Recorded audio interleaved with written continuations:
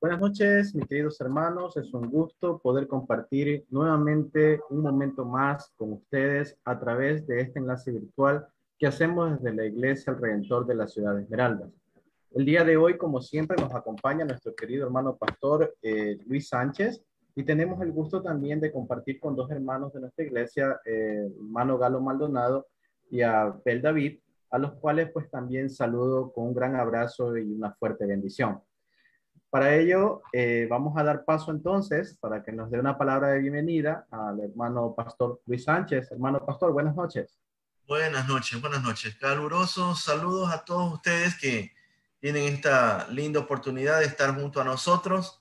Bienvenidos para compartir la palabra del Señor. Oramos que la palabra de este tiempo sea de mucha, pero de mucha edificación.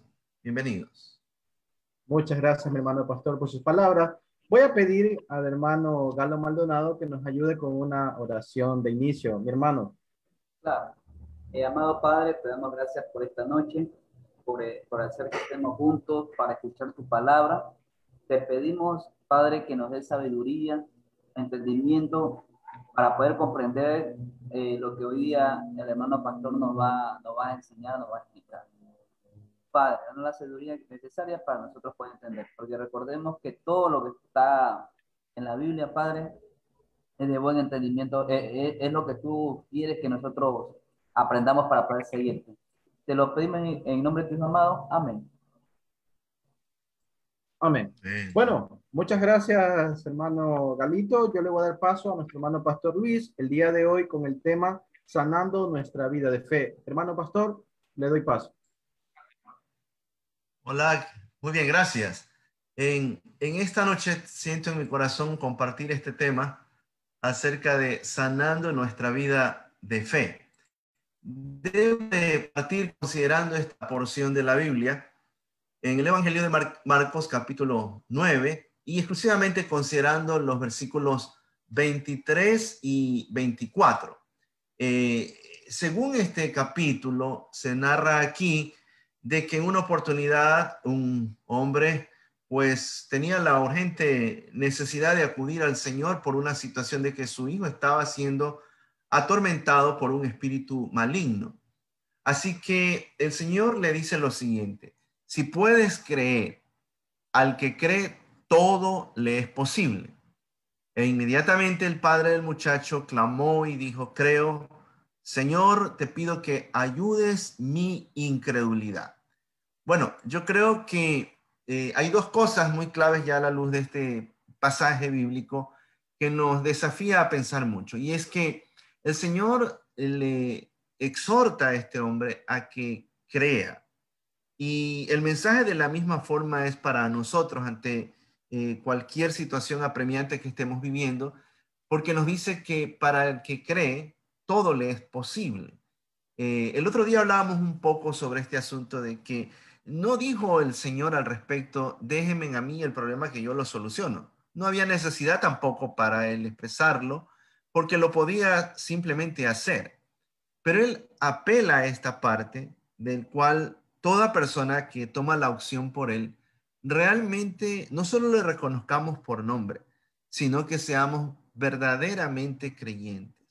Ahora, aquí viene esta otra parte que es muy fundamental también entender. Y es que este hombre dice: Señor, ayuda a mi incredulidad. Yo creo que esto no puede tampoco faltar en nosotros a modo de solicitud. Porque si hay algo que nosotros tenemos que considerar en medio de tantas peticiones que tenemos que orar delante del Señor, es pedirle que Él trate con nuestra fe. Ahora bien, en el libro de Hebreos encontramos este versículo en el capítulo 11, verso 6, dice: pero sin fe es imposible agradar a Dios, porque es necesario que el que se acerca a Dios crea verdaderamente que le hay y que Dios es galardonador de los que le buscan. Ahora, es muy necesario considerar también esta parte de que Dios sin duda está a la expectativa de esa iniciativa de parte nuestra para con Él, porque está diciendo que así no podemos, sin fe no le podemos agradar al Señor. Y cuando el texto bíblico dice es necesario, es que se requiere que usted y yo tengamos esa convicción. Ahora, note, todo va a depender de esa intensidad de nuestra búsqueda y de acercamiento, porque el pasaje que estamos leyendo dice que todo aquel que se acerca y busca, sin duda alguna, va a ser recompensado. Y está de por medio, sin duda, la persistencia. Claro, lo hemos dicho, no todo y no siempre vamos a ser respondidos, porque el Señor se reserva el derecho de tener también respuesta de lo que nosotros podamos estar solicitando. Él es soberano, pero también la palabra nos dice que somos llamados a pedir, y nuestro pedir tiene que ser con convicción y con seguridad. Ahora, yo no sé, mi estimado amigo, en estos días, cuál ha sido su situación apremiante, que le está a lo mejor llevando a un estado de tristeza, de desesperación, de dolor, pero hay una palabra aquí tan clara que el Señor nos dice que para Él de seguro no hay nada imposible, para Dios no hay nada difícil, y eso debe ser nuestra aproximación. Mire, la fe a la luz de la palabra dice que es certeza, es seguridad, es firmeza, es convencimiento total de lo que se espera. Entonces, aquí viene una parte fundamental, es que nuestra vida debe estar fundamentada en la fe. Hay tantas cosas a nuestro alrededor que lo que producen es más bien angustia y desesperación, y en quien solo podemos apoyarnos para tener esa seguridad de respuesta es en el Señor. No sé cómo se encuentra esa fe en su vida, pero se hace necesario que todos estemos tomados de la mano del Señor y decirle: Padre, no dejes de tratar, no dejes de curar, no dejes de sanar nuestra condición espiritual de fe. Se requiere también de la misma forma que a nivel de las escrituras, miremos lo que podemos nosotros interpretar como niveles de fe. Allá en el Evangelio de Mateo capítulo 14, se registra un relato donde se habla de que Jesús sale en una embarcación hacia las aguas con sus discípulos, y hay toda una situación de por medio. Ahora, aquí al leerlo, yo puedo deducir, y quiero utilizar estos términos para relacionar los niveles de fe que pueden haber en nuestra vida. Miremos por un momento esto. Yo voy a animarle a que ahí donde usted está luego en casa pueda leer esta porción de la Biblia. Primero tenemos esta imagen clara de que Jesús, antes de ir a la embarcación, está en las orillas y podemos decir está en la playa. Y ese cuadro podemos pensar que la playa es pisar en firme, ¿no? No hay todavía situaciones que puedan parecer como inestables. Entonces hay un nivel de fe que nos permite estar, como quien dice así, tranquilos, confiados, porque tal vez no nos está afectando ni lluvia ni viento, ni aguas. Pero cuando vemos el mismo pasaje, dice que el Señor salió hacia las aguas. Encontramos entonces a los discípulos en la embarcación, y la embarcación está sobre las aguas. Y si usted lee bien estos dos versículos, el 24 y el 30, dice que no solamente estaba sobre las aguas del mar, sino que hay viento, hay lluvia, hay tempestad, sinónimo de las situaciones y circunstancias muy difíciles. Entonces quiere decir que nuestra fe en un momento determinado va a ser sometida a prueba, a esas tempestades, a esas situaciones que muchas veces nos convulsionan. Y de paso, el pasaje da a entender, porque se registra, de que el Señor llama a uno de sus discípulos a que salga de la embarcación y camine, sin duda poniendo la mirada en él. Y encontramos a Pedro que va caminando sin hundirse, hasta que él desvía su mirada a la circunstancia y por ende pues tiene que pedir auxilio para ser rescatado por el mismo Señor. Ahora, en este nivel último aquí, el cuarto nivel de fe, que es caminar sin hundirse, es esa fe sin duda que se la ha identificado como una fe sobrenatural, porque está esa fe salvífica, o sea, por la fe creemos, por la fe nos hemos convertido, por la fe somos discípulos, pero también por la fe podemos ver y vivir, experimentar cosas prodigiosas. Y eso fue exactamente lo que le ocurrió a Pedro. ¿Cuánto nos enseña a que usted y yo no quitemos la mirada del Señor, porque puede ser de mucha dificultad. Las aguas pueden venir y nos pueden inundar. Y yo le animo a usted, mi apreciado hermano y amigo, a que juntos nos podamos mantener y buscar este nivel de fe, tomados completamente siempre de las manos del Señor. Ahora, nuestra fe debe ser intencionalmente cuidada y con mucha intensidad. Esto es clave que usted y yo lo podamos considerar, porque se requiere que así como uno planifica, por decir, hacia el nuevo día, llegamos al nuevo día y estamos pendientes de lo que hay que hacer, nosotros tengamos esa intención cotidiana de preocuparnos, de ocuparnos por alimentar nuestra fe, nuestra vida espiritual. Y tiene que ser, como he puesto aquí, con mucho calor, con mucho fuego, con mucha intensidad, porque de lo contrario serán otras cosas que van a comenzar a ocupar lugar en nuestro corazón y la capacidad de fe se va a ir diluyendo. Vamos a estar pensando, caminando realmente en aguas profundas más bien. Entonces yo le animo a que al considerar esta palabra, lo podamos así tomar muy en cuenta. En el nuevo día, si el Señor nos regala vida, nos vamos a ocupar de nuestra fe y vamos a ser muy intensos en esa búsqueda. No olvidemos, ya leímos el pasaje, dice que el Señor es galardonador de los que le buscan. Él no va a demorar su bendición si tenemos esa actitud para con Él. Ahora, poca fe no nos va a ayudar para vivir victoriosamente, ni tampoco la poca fe nos va a ayudar para vivir en esa intimidad con el Señor. No olvidemos que a diario libramos y enfrentamos batallas y lo que el Señor quiere es que usted y yo seamos victoriosos.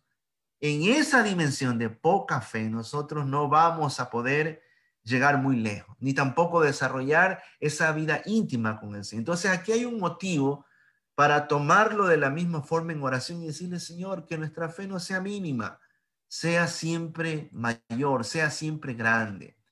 Mire, los grandes enemigos de nuestra fe, y esto es muy, muy importante que usted lo tome en cuenta, es la duda, es la incertidumbre, es la inseguridad que puede haber en nuestro corazón, es la incredulidad, es el miedo continuo, es la demasiada lógica o el demasiado cálculo humano y súmele a ello el pesimismo.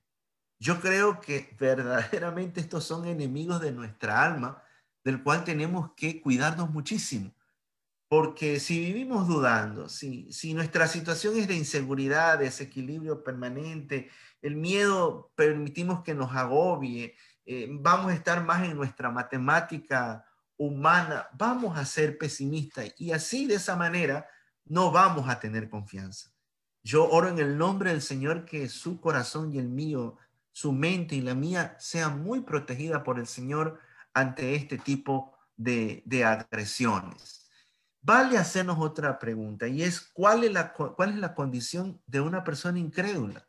Y esto es clave considerarlo porque tendré que hacer un examen muy serio en esta hora, porque puede ser que yo estoy diciendo, sí, yo soy creyente y tengo mucho tiempo de creyente, pero la pregunta es, ¿será que es una fe verdadera, plena que hay en nuestro corazón? Mire, una persona incrédula es una persona que solo vive desconfiando. Lo dijimos hace un momento, es pesimista. Su mente es tan negativa. Siempre ve la parte mala de todo. Mire, qué complicado vivir en ese estado. Imagínese usted que uno como padre, como esposo, cuando los hijos esperan la motivación sana, permanente de parte de uno, uno tenga ese corazón más bien desesperando a todo el mundo en casa, no es justo, no es correcto.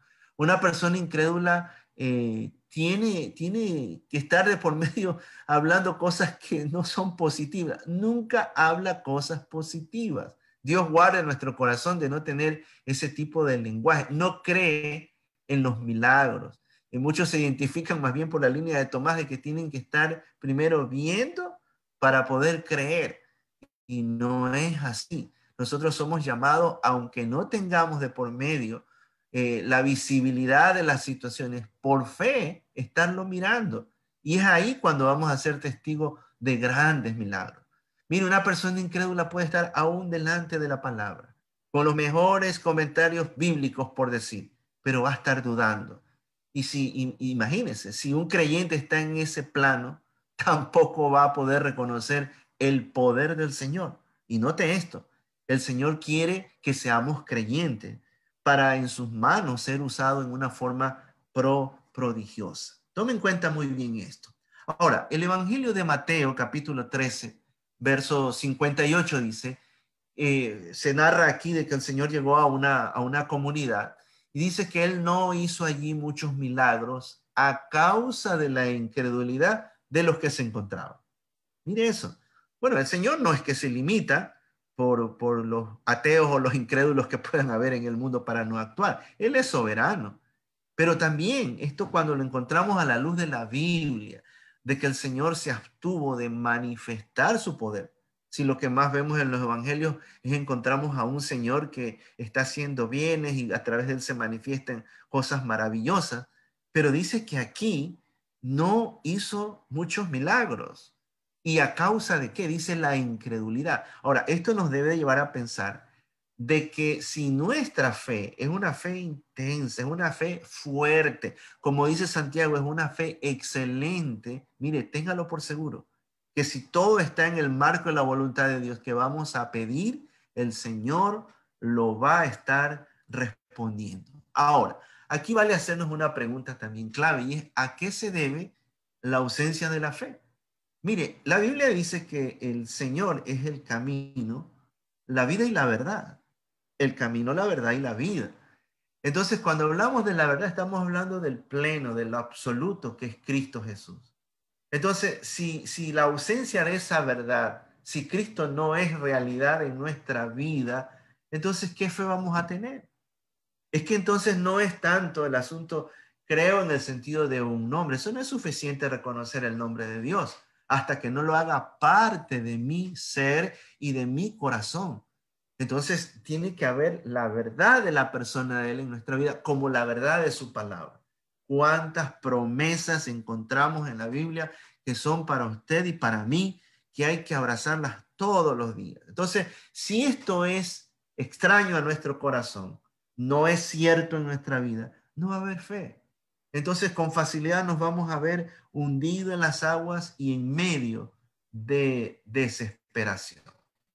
Nuestra confianza, mi apreciado hermano, va a crecer en la medida de nuestra intimidad con el Señor. Consideremos seriamente esto. Usted y yo debemos de desarrollar una relación profunda, cercana con el Señor, como lo hemos dicho en otras oportunidades, de corazón a corazón con Dios. Entonces ahí la fe va a ser fuerte, nuestra confianza va a ser cierta, porque estamos apoyados en el que es verdadero.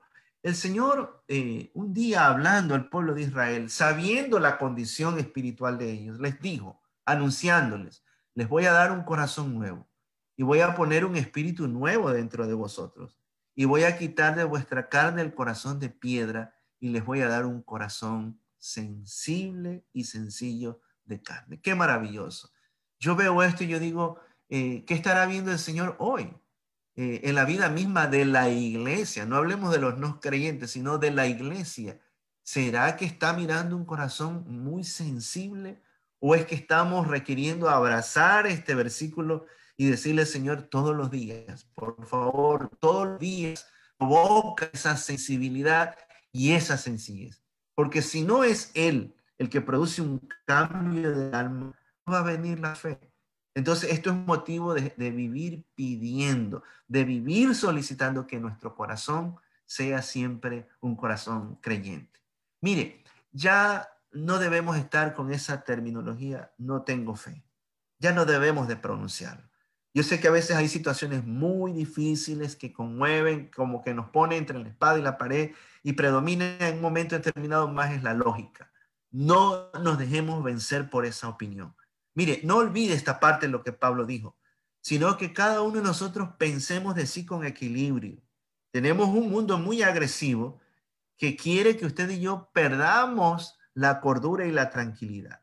Y Pablo dice que pensemos con equilibrio, conforme a la medida de fe que Dios ha dado a cada uno. No pensemos que a alguien le ha dado más o menos. No, dice que a cada uno, desde el momento que Él llegó a nuestro corazón y somos salvos, nos ha dado plenitud. Entonces, mire esa relación, ¿no? De la fe con el pensar. Cuán lejos a veces puede estar nuestro pensar de la verdadera fe. Y por pensar tan negativamente estamos creyendo que las cosas son imposibles. No, el Señor a todos nos ha repartido de su fe, de esa fe que viene de la fuente mismo de nuestro Padre Celestial.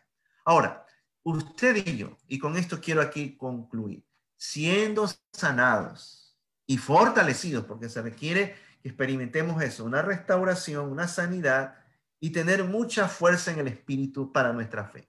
Entonces, si eso se hace cierto cada día, vamos a ser grandemente usados por el Señor. Mire, mirémonos desafiados a la luz de la palabra. Por ejemplo, cuando lo llamó el Señor a Moisés, ¿cómo no lo usó a él, sino en una forma grandiosa? Le dijo mismo de los cielos, lo que yo voy a hacer contigo va a ser algo extraordinario. Cuando uno lee el libro de los Hechos, vemos cómo fueron utilizados los primeros creyentes de la primera iglesia. Y la palabra dice que el Espíritu de Dios es del mismo Dios de ayer, hoy y siempre. La mano de Dios no se ha reducido. Con más razón en estos días tan duros, tan convulsionados, donde por todos lados hay duda e incertidumbre, la iglesia, usted y yo, debemos ser ejemplos de esa fe. Y en el nombre del Señor yo oro, en el nombre de Jesús clamo y pido en esta hora que podamos recibir esa doble unción del Espíritu para ser sanados en nuestro corazón, ser verdaderamente creyentes y creyentes de una dimensión sobrenatural. Lo pedimos en el nombre de Jesús. Amén y amén. Amén, hermano pastor. Como siempre, muchas gracias por ese mensaje que sin duda pues ha llegado al corazón de cada uno de nosotros. No sé si hay alguien de los hermanos que están aquí presentes quiere hacer algún tipo de comentario o pregunta sobre el tema que hemos estado hablando la noche de hoy con el hermano pastor, que titula Sanando nuestra vida de fe.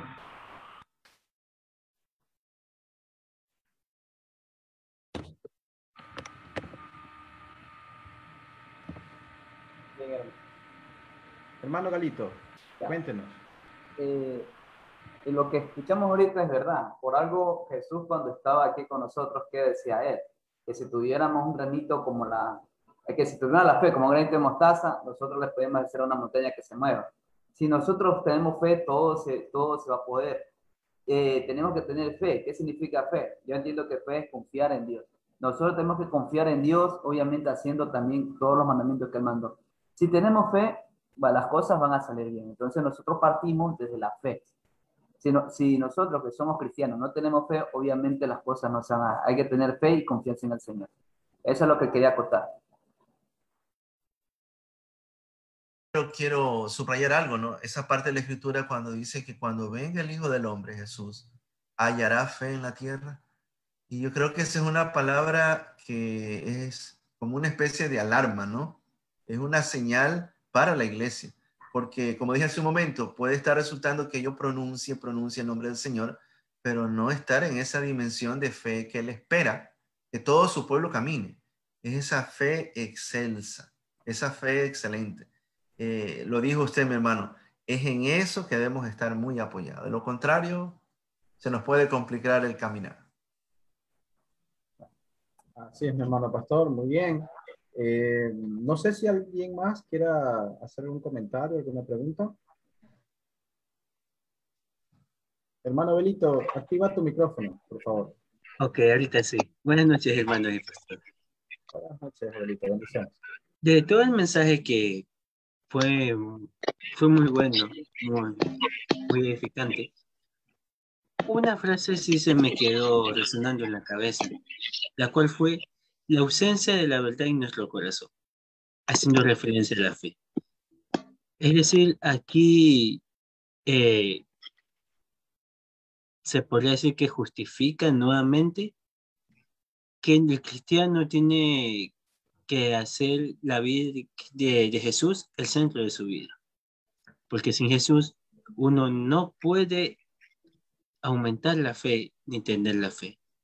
Porque es como el resultado del acercamiento a Jesús, de la relación que uno tiene con Él, en el que puede decir tengo fe, es decir, la seguridad de que no son palabras vacías, no son palabras ni motivacionales que lanza algún motivador, algún orador, alguna persona que te quiera animar o algo, no son positivismo, sino ya es algo seguro, porque se basa en Jesús, no se basa en cualquier opinión.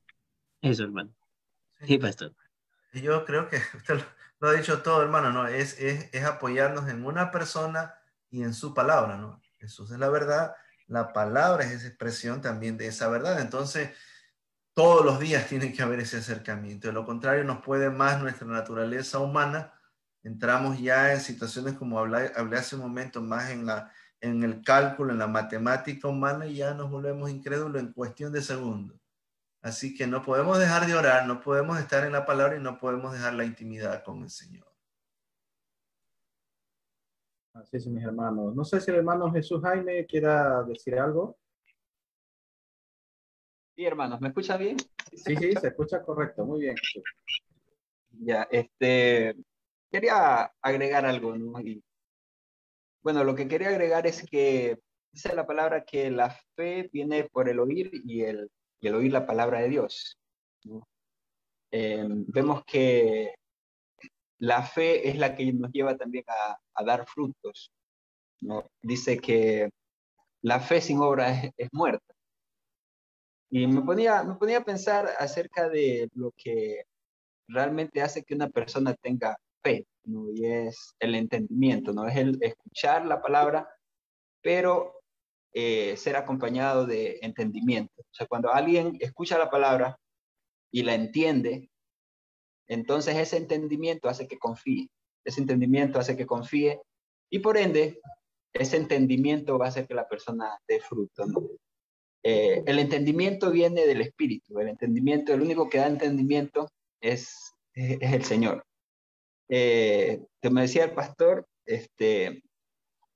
hay personas que puedan estar, van a tener los mejores maestros o puedan tener los mejores comentarios bíblicos y tanta información valiosa, ¿no? Que puede hacer que nuestra fe aumente, pero si no hay entendimiento, si no hay esa intervención divina, ¿no? ¿No? En nosotros que nos abre el entendimiento, nuestra fe va a ser infructuosa, ¿no? Entonces, pedirle bastante al Señor que nos abra el entendimiento, así como Daniel hacía, ¿no? Porque el ángel le dice a Daniel desde el primer día que te humillaste y que buscaste para adquirir entendimiento, para entender, ¿no? Comprender. Entonces dice que fueron escuchadas tus oraciones. Entonces cuando el Señor nos abre el entendimiento, entonces ahí hay fe. Ahí hay fe. Entonces todo es espiritual, o sea, todo es una obra del Señor. Gracias al Señor, nosotros tenemos el Espíritu Santo morando entre nosotros. Dice que todos los que hemos confiado en Cristo, todos los que hemos aceptado al Señor, tenemos el Espíritu Santo y Él nos da entendimiento.